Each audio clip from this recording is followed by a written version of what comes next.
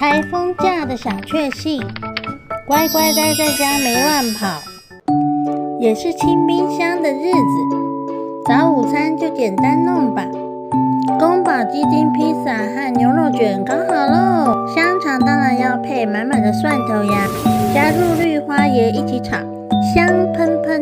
来碗滑蛋牛肉粥，可惜葱用完了，没有葱花可以加。香煎一夜干，上菜喽！开吃啦！享受平凡简单的幸福，就是这么的容易呀，好满足。最后来个饭后水果吧，切一盘带子芭，撒上满满的梅粉是一定要的啦，好吃一直吃。我是凯莉鱼，欢迎关注我，点赞、分享、留言给我哟。